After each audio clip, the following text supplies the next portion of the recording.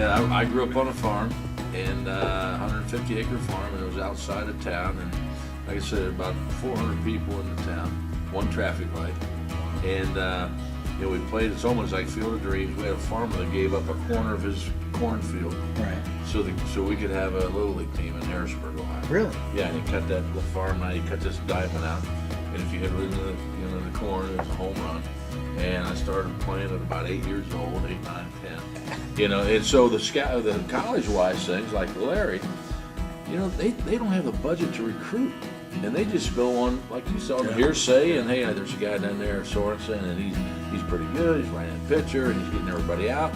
You know, this Warden kid, and I knew the scouts were. See, the draft didn't start till '65. Right. So people were going, "That's when you didn't get drafted." So they didn't have one. I'm at a dance on January 29th at the supplemental draft in January, and I get a telegram. My mom, telegram. You gotta go a mile up my driveway. I can just see this guy. We're in a world of this. You know, I get a telegram from Ed Catalinus, the farm director, and it said, "Congratulations, you've just been drafted in the 4th round by the Detroit Tigers." And it was almost someone, Detroit Tigers? They even have a team?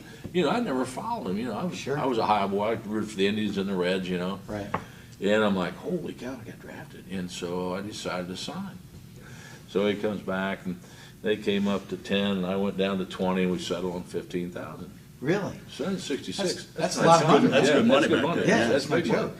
So my mom goes, no, wait a minute, what happens, how do you get the 15,000? Because, you know, every mother wants her son to stay in college. I said, well, Mom, if I just go Jon Warden, then I got 15,000. She went, I think that's a good idea. Yeah, because she goes, I made $8,500 last year, all year, working my rear end off. So I signed, went spring training, you know, in '66. Hank goes to LA, and the last weekend of spring training, we play the Cardinals. I mean, how ironic. They're world champs. We ended up facing them in the World Series. So in the 9th inning, I come in to pitch, and it was tied up. And I pitched 4 innings. I pitched the 9th, 10th, 11th, 12th. Shut them out. 6 strikeouts. You know, a couple of hits, no walks. And Wally Moses, our hitting shot. So I get back to the hotel, and Wally's got the hooch under his arm in the mail. We're going to get it soused up. And he goes, hey, kid, you didn't hear it from me, but you just made the team today. Oh, my God. I ran. Wow. This high up. Collect call to my mom, and so made the club. So now Martin Luther King gets assassinated. Of course, they had the riots in '67. Yep. Now Martin Luther King gets assassinated. Well, now the Tennessee. city of Detroit's upside down. So Tanks driving down the middle of the street. Really? oh yeah, curfew. Yeah. That's at that point, Detroit's the 4th largest city in the United States. Chicago, L.A., New York, In Detroit. and then Detroit's 4. Automotive industry is booming. Yeah. And it's the 4th largest city in the country, and there's nobody on the streets. We're in Baltimore one night. He's with us, and Palmer's pitching the gym. So about the 7th inning, you can pick up the bullpen phone, and you can call anywhere. So he knew the extension to the Baltimore because he's with the Orioles. He calls the Baltimore bullpen, get Eddie Watt up. Hung up.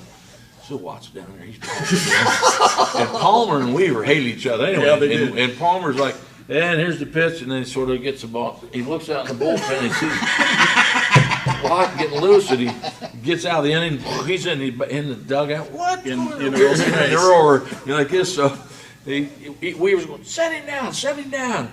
So he goes back out in the 8th, and they waited until he faced a batter, maybe halfway through the 2nd inning. Mo goes, get Watt back up. Palmer's hurting.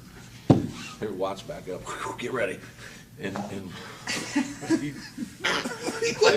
finally they found out he was just next day. What are you doing? Then you had the bottled water.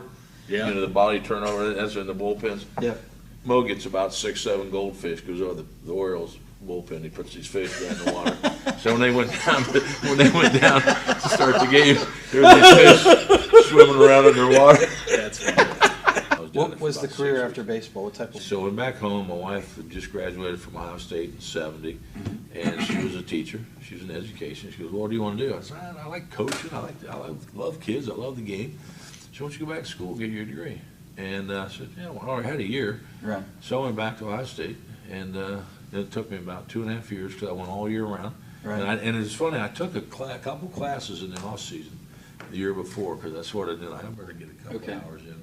And then So I went all year round and got my degree, and I taught school. And matter of fact, I mean, but you're in front of the kids, and then my personality and being the kids, and we were having a garage sale one day, and my fourth grade teacher comes to the garage sale. She goes, "Oh, Johnny, what are you doing now?" I said, "I'm teaching school." I thought she was gonna have a heart attack. I'm like, "Oh."